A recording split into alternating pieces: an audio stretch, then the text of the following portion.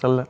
Students, welcome to this class. Students, today we will learn the second poem of your English textbook. The name of the poem is The Solitary Reaper. The composer, the poet of the poem is William Wordsworth. Students, before going through this poem, let us know about the poet William Wordsworth. Students, see the picture. There is a picture of William Wordsworth on the screen. Students, see the picture. Let us know about the poet William Wordsworth. William Wordsworth was born on 7th April 1770 in Cockermouth in the Lake District, England. He was one of the greatest poets of the country and of natural life. He regards nature as a great teacher, and his poems seek to establish an intimate relationship with nature. He is a great worshipper of nature. In most of his poems, you will find the picture of rural life. He also depicts rustic life in his poems. Rustic means rural. He writes about ordinary men and women in the language of the ordinary people. In his poem, you will find ordinary language that are used by ordinary persons. His famous works are Daffodils and Lucy poems. This is all about William Wordsworth. Let us learn the first stanza of the poem, The Solitary Reaper. Let us know about the poem.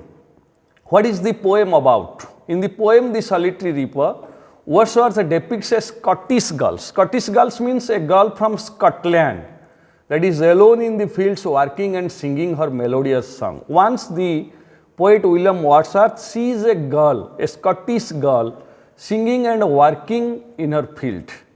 The poem is about how the sweet music of the girl has an everlasting impact on the poet. The poem is about how the sweet music of the girl captures the poet's heart and provides him with a never-ending pleasure. That means the music of the girl has an everlasting impact on the poet. The central idea of the poem is beautiful experiences have long-lasting effects. Beautiful experiences have long-lasting effects. Students, let us learn the first stanza of the poem. Behold her, single in the field, yon solitary highland lass, reaping and singing by herself, stop here or gently pass. Behold her, single in the field, yon solitary highland lass, reaping and singing by herself, stop here or gently pass. Let us know the unfamiliar words in the first stanza. The first word is solitary. Solitary is an adjective and it is always used only before a noun, solitary. Solitary means single or alone. Reaper. Reaper is a noun. A person who cuts and gather crops is called a reaper. Reaper means a person who cuts and gather crop. Reap is the verb and reaper is its noun form. Behold. Behold means look at or see or observe. Behold, देखिबा जोटा आमे ओडिया रे कहंती. Behold, beheld, beheld. Its first form is behold, second form is beheld, and third form is beheld.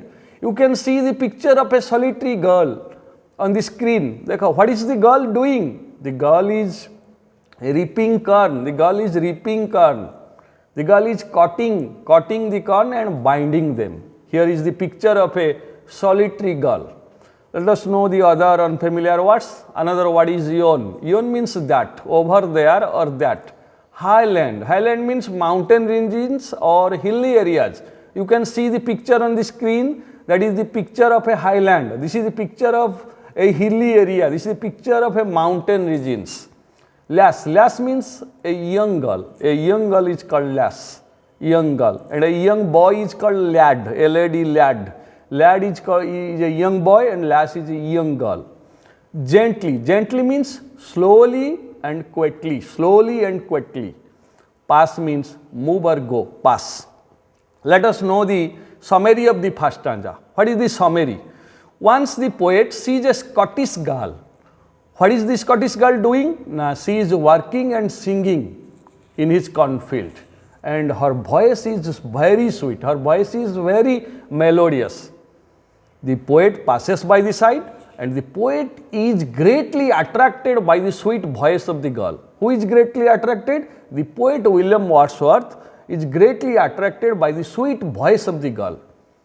The poet asks the passers-by, the people who are passing by the side, the poet asks them to stop there or go silently without disturbing the girl. The poet does not want the girl will be disturbed in her singing. So the poet urges, the poet requests the passers-by to stop there or go silently without disturbing the girl. So this is the summary of the first stanza. Let us go to the second stanza of the poem. Alone she cuts and winds the grain and sings a melancholy strain. Sings a melancholy strain. Oh, listen, for the vale profound is overflowing with the sound. Again, once again. Alone she cuts and binds the grain and sings a melancholy strain. Oh, listen, for the vale profound is overflowing with the sound. This is the second stanza. Let us know the unfamiliar words which we will find in the second stanza. One is bind. The first unfamiliar word is bind. Bind is a verb. Bind means tie or fasten. Bandhiba, bind. Melancholy. Melancholy means sad or sorrowful. Melancholy song. Strain means song or music. So here melancholy strain refers to sad music, sad song, sad song. Vale. Vale is the poetic term for valley. As you know, valley janicho samaste, upatyaka. Se valley ra padya rupa hochi vale. Vale is the poetic term for valley. The word valley is used in poems, not in prose. Profound means very great or deep, profound. Another word is that is overflowing. Overflowing means full up. His heart overflowed with joy. His heart this is a sentence. His heart overflowed with joy. Let us know the summary of the second stanza. As I have told you in the first stanza that the girl is cutting and binding the grain.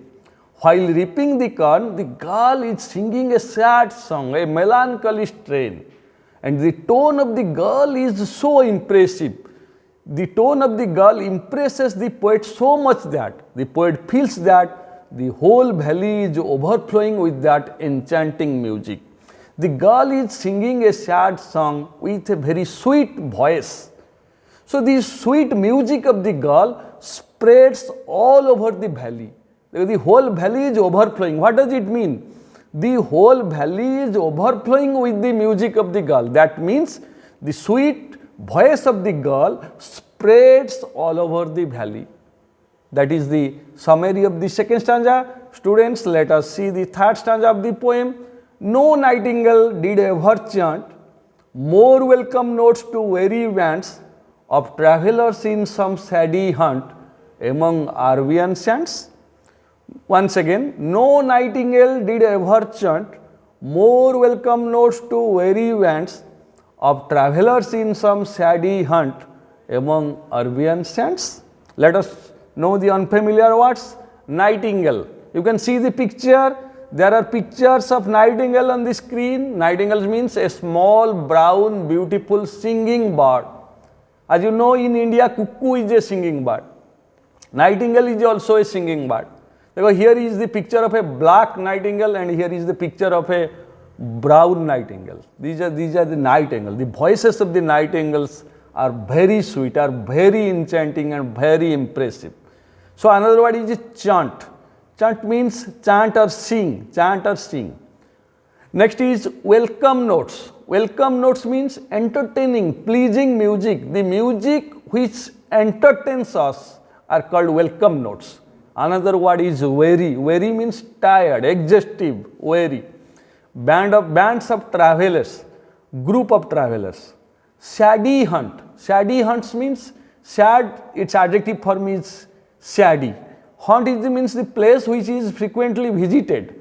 Here refers to oasis. Oasis means तमें जोटा ओडिया रे हमें कहती मरुद्यान. In oasis you will find some water and there are some plants. देखो this is the picture of a saddy hunt. This is the picture of a oasis मरुद्यान. देखुछ समस्ते पिला माने चित्रटा को देखो. This is the picture of a saddy hunt. In desert you will find such type of oasis. Oasis is called जोटा में ओडिया रे मरुद्यान बोली कहती. Next words Arabian sands. Arabian sands means Arabian desert. The desert you will find in Arab.